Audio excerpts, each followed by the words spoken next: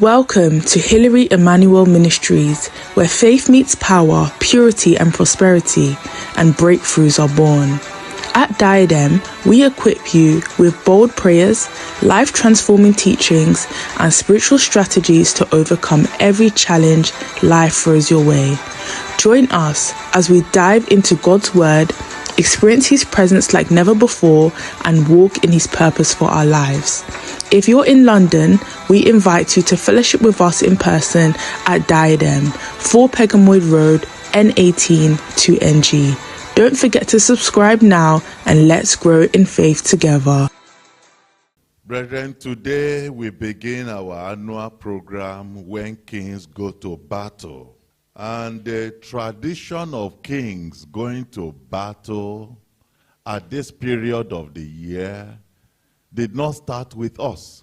It's an ancient tradition. It's a biblical tradition, especially for kings, especially for royals, for prominent people who want to rule, who want to control territories. We live in a world where people control territories. I told you about power.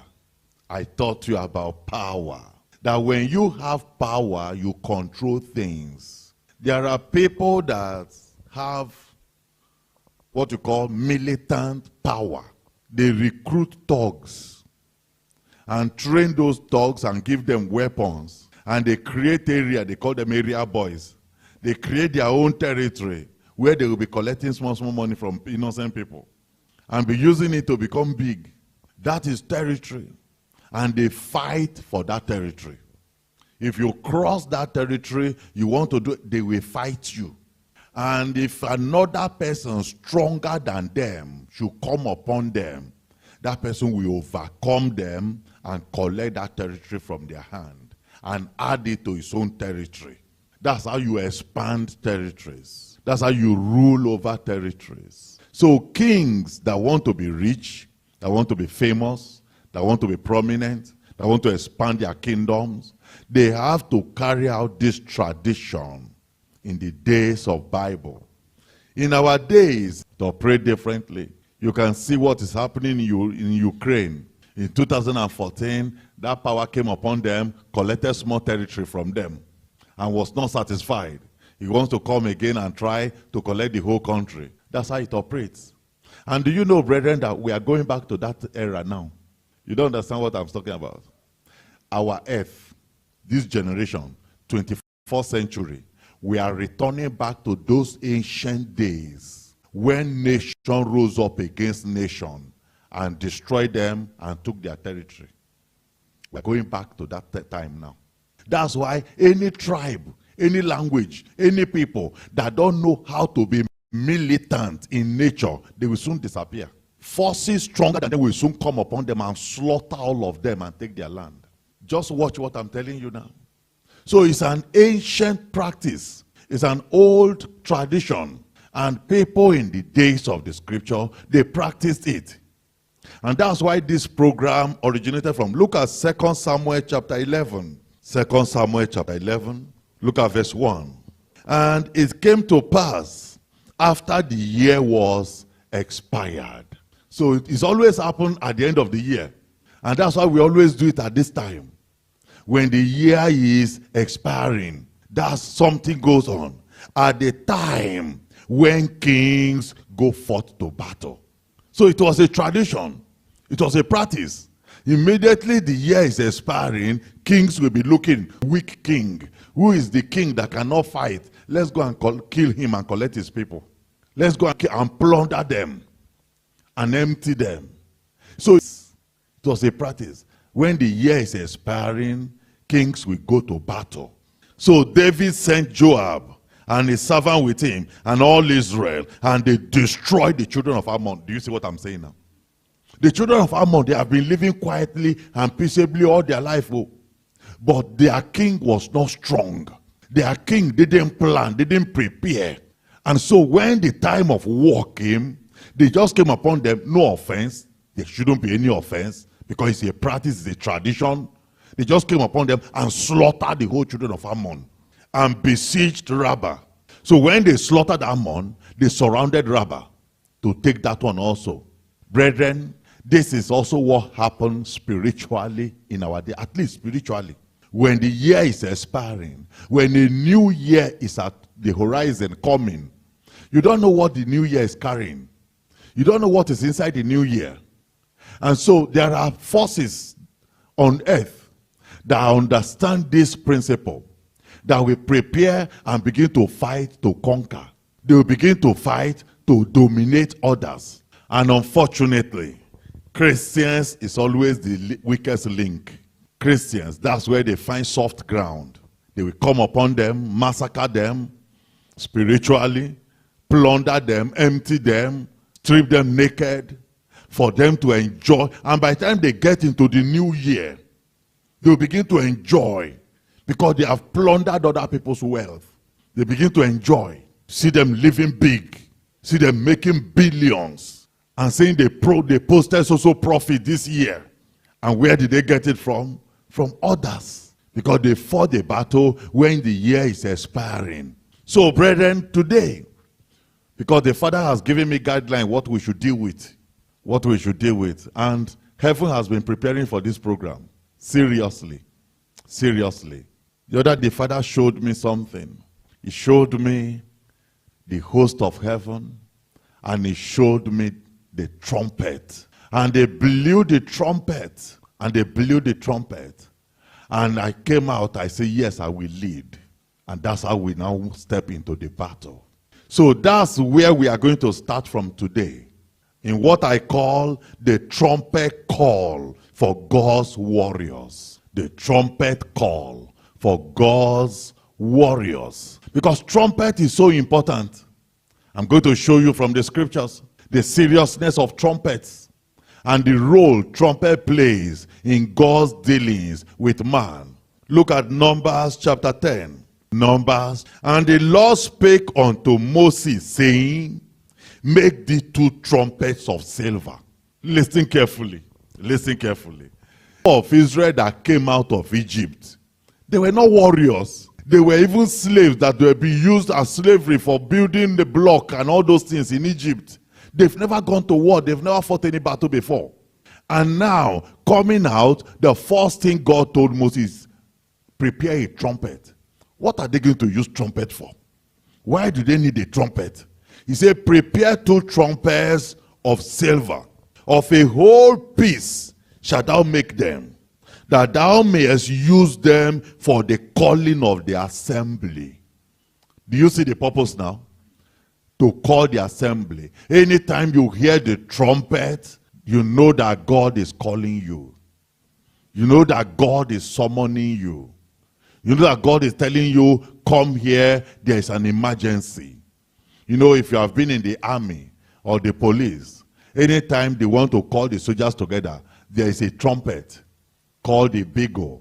So the bigler will just take the bigo, blow the bigo. Immediately you hear the sound of the bigo, wherever you are in the barrel, you will hear it. You will hear that sound. The moment you hear it, whatsoever you are wearing, just start running to the parade ground. Every soldier will just meet at the parade ground. And that's where they will tell you, this is what is happening now. Some of you, you might not back home from there. Because they will march you straight to the store. And there, don't say, my uniform, don't worry, you will wear a new uniform in the store. You get to the store, they throw uniform at you, throw boot at you, throw belt at you, throw beret at you, the element and everything. You put on, you dress up right there. And that is it, you go from there. So this is how it is used. He says to summon the assembly, to call the assembly. And then another, and for the journeying of the camps. Verse 3. And when they shall blow with them, when they blow the trumpets, all the assembly shall assemble themselves to thee at the door of the tabernacle of the congregation. Anytime you hear the sound of the trumpet, he says you must come straight to the place of the tabernacle. Verse 4. And if they blow but with 1 trumpet, if they use only 1 trumpet to blow, then the princes, only the princes, which are heads of the thousands of Israel, shall gather themselves unto you. So if you are hearing double trumpet, then everybody will come. But if it's only 1 trumpet blowing, only the prince, the head, those are the ones they are calling. Verse 5. When ye blow an alarm, then the camps that lie on the east part shall. You know how they assembled themselves? There were 12 tribes. 3 here, 3 there, 3 there, 3 there. They laid themselves north, south, east. So when they blow that trumpet in the form of an alarm, they camp, the soldiers, the warriors in the east, they know that they are the ones to go forward. When you blow an alarm the second time, then the camps that lie on the south side shall take their journey. They shall blow an alarm for their journeys. But when the congregation is to be gathered together, ye shall blow, but ye shall not sound an alarm. So there's a specific way of blowing it. There's one for gathering together, just to summon people together. There's another one for alarm, to make them to know that they have to start moving. Verse 8. And the sons of Aaron, the priest, shall blow with the trumpets, and they shall be to you for an ordinance forever, forever, throughout your generations. So the operation of alarm and the operation of trumpet has not stopped. It has not stopped. The only thing is that we are no longer doing it. We forget to do it. But the significance of trumpets has not diminished, even though we have forgotten how to practice it. So it says that forever, in all generations, it must be done. Verse 9. And if ye go to war, are you following me, brethren? So that you see the role of the trumpets. He said, in case, are we not in war now? Is it not a war we came to start today? He said, if you go to war in your land, it's the enemy that oppresseth you. And people like me, I have enemies that have been oppressing me. So if you go to war against enemies that oppress you, what does it say we should do? Then ye shall blow an alarm with the trumpet, and ye shall be... Are you connecting? Are you following these things? If God didn't hear your alarm, if you didn't blow anything, how will God remember? So you now see that the trumpet we blow is not only for us. God also is invited through the trumpet. The army of heaven is also invited through the trumpet. The host of heaven come and join the battle through the trumpet. He said, if you can say, well, and the enemy is oppressing me, and you start crying, and you cry and cry and cry, and your eyes pump out, and that is where you stop, you go and lie down and sleep. Do you now see why God is not responding sometimes? Because there's a principle, there's something he told Moses to do. There's something that will bring him down, that will invite him into the war, that will bring him down to join the battle. He said, if you blow the trumpet and blow it in form of an alarm, he said, when you blow it, something will happen. He said, and ye shall be remembered before the Lord your God. Are you seeing the connection? And ye shall be saved from your enemies. You see the power of the trumpet. You see the role of the trumpet. Just by blowing the trumpet, God will hear, God will remember, and then send salvation and deliverance. Verse 10. Also, this is about war. Also, in the days of your gladness, when you are happy, you have been delivered, God has blessed you. In the days of your gladness, and in your solemn days, and in the beginning of your month, like today, the beginning of month, ye shall do what? Ye shall blow with the trumpets over your burnt offerings and over the sacrifices of your peace offering. And what will happen to them? That they may be to you for what? A memorial before your God. I am the Lord your God. Do you see an aspect we are missing out now? Do you see what we have not been doing? To blow the trumpet. That even in a happy day, when you are rejoicing, when you are celebrating your Sunday service, when you are doing your new moon prayer and all those things, and when you bring your offering, your sacrifice, your tithe, you say, blow your trumpet upon it, and God will remember it for a memorial for you. Which means God listens to the sound of the trumpet. And the sound of the trumpet reminds God of a lot of things. It reminds God of a lot of things. And when God finished giving Moses, he will always put his signature. I am the Lord your God. I'm the one that said it. He will put his signature, sign it. So that you will not think that it is Moses that fabricated it. You will not think that is Moses giving us all these things to be do. Which one is trumpet again? He said, I am the Lord your God. And you know there are different battles, brethren. There are battles we can fight on our own. But there are battles we don't even have any clue. You don't even know who you are fighting with. You don't even see the face of the army. You don't even know who and who is there. And you are in such a battle, you need God. You need to bring God into that battle. And the only way God can come into the battle is if he hears the trumpet. It's the trumpet that will invite him, that will make him to remember you and deliver you and save you from your enemies. Let me show you what he did. Joshua chapter 6. Joshua chapter 6. Look at verse 1. Now, Jericho was straightly shut up because of the children of Israel. None went out and none came in. Do you see that? These are enemies that lock themselves up, but they are still enemies. They lock themselves. Why? Because they know you are coming to possess God's promises. And they are sitting on that God's promises. They are occupying it.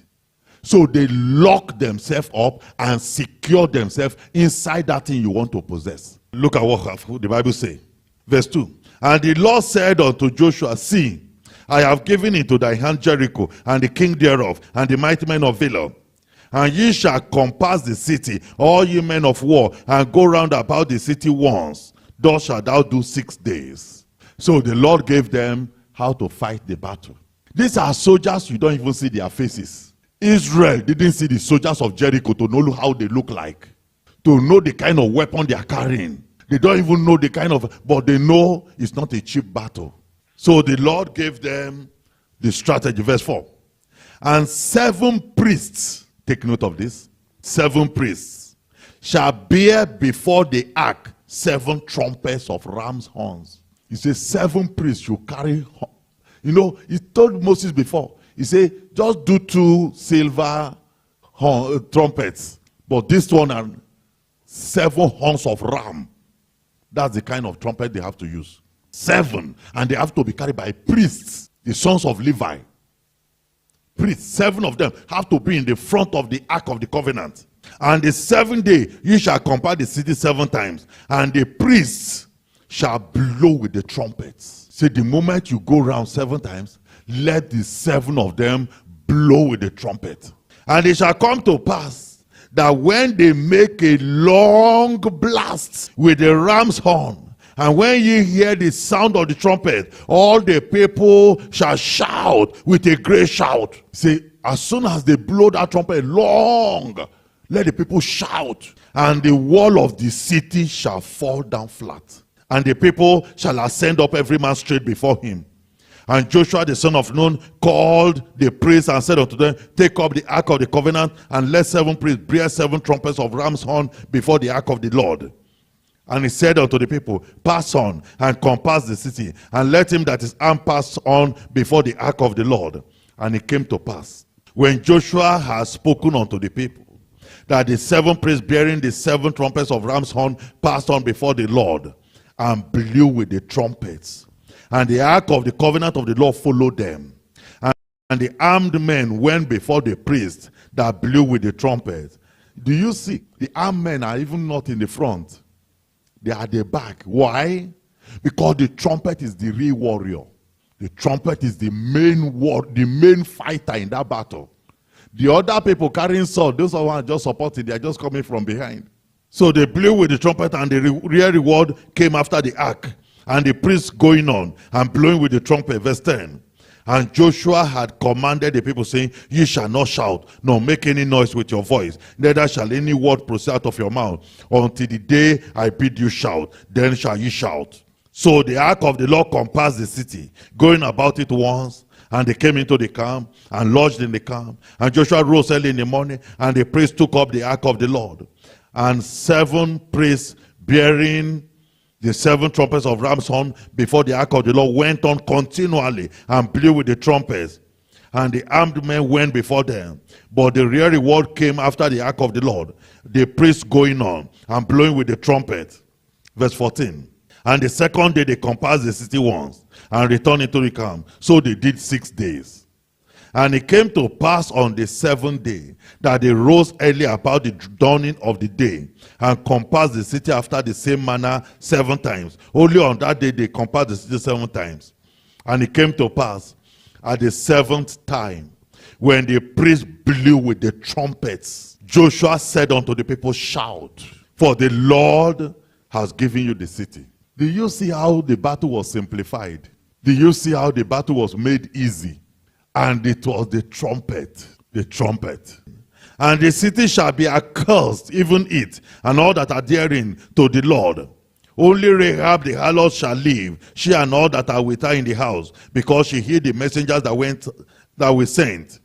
And ye, in any wise, keep yourself from their accursed things, lest ye make yourself accursed, when ye take of their accursed thing, and make the camp of Israel accursed, and trouble it. Verse 19, but all the silver and the gold, and the vessels of brass and iron, are consecrated unto the Lord. They shall come into the treasury of the Lord. So the people shouted when the priest blew with the trumpets. If you like, you can call this the battle of the trumpets. The battle of the trumpets. Because it's the trumpet that fought all this battle.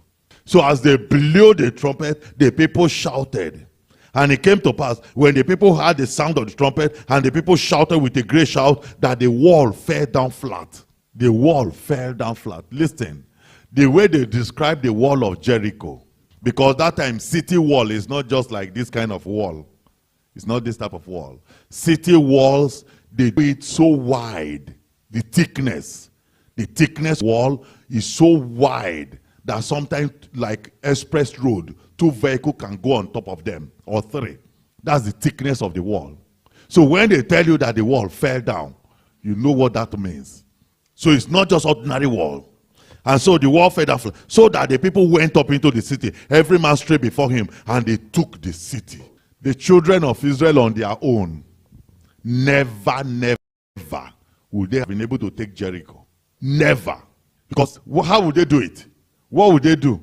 The gate has been closed and sealed. Nobody goes out, nobody comes in. So for you to fight, you have to climb the wall, first of all, to get to the city to go and fight. The archers will take the person from the wall. The archers are standing on the wall with arrows. So you can't, Israel had no means. Brethren, this battle we are going into are battles that on our own we cannot fight it.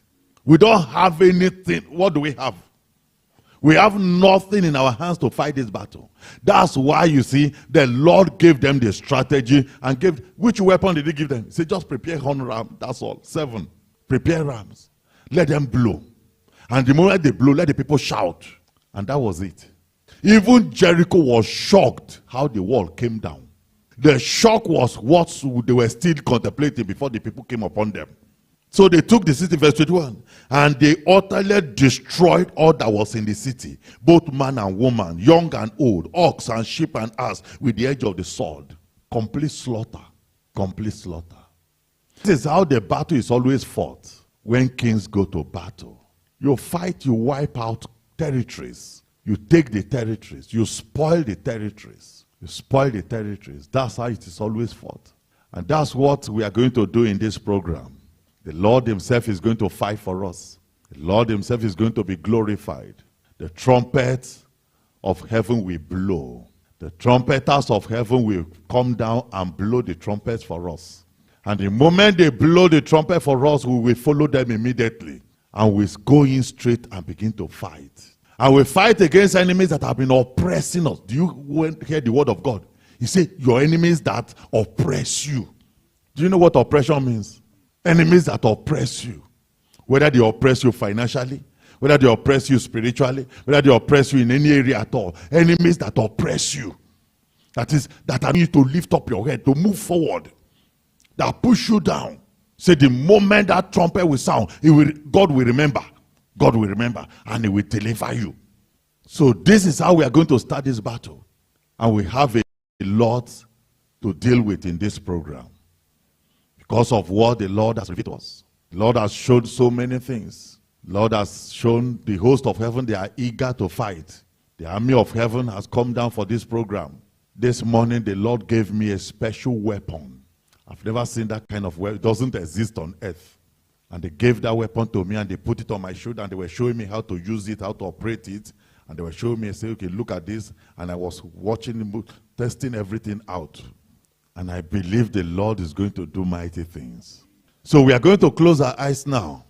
We're going to close our eyes. It's time for prayers. Let's close our eyes and begin to talk to the Lord. First of all, let's deal with anything at all that will be a barrier, that will be a problem unto us. Whatsoever it is in our lives that the Lord is not happy with, whatsoever it is in our lives that will make the Lord not to come down and fight for us, whatsoever it is in our lives that will make us to shout and make us to blow the trumpet and the Lord will ignore us. Let's cry unto the Lord and say, my God and my Father, I am so sorry. I am deeply sorry, Lord. I am very sorry, my Father. Lord, have mercy upon me. Thank you for watching. If this message blessed you, don't forget to like, share and subscribe to join our growing community of faith. You've just listened to the sermon, but there are powerful prayers that follow. Due to social media rules and guidelines, the prayers have been removed from this video. However, you can access the full prayers and more life-changing resources by visiting www.pastorhillary.org or downloading our app, Diadem Media. If you're in the London area, we'd love to have you fellowship with us in person at 4 Pegamoid Road, N18 2NG. If you have any questions about this message, want counseling from Pastor Hillary, or wish to share your testimonies following the prayers, please leave a comment below and someone from our team will get in touch. Until next time, may God bless you abundantly and guide you in all your ways. Stay victorious.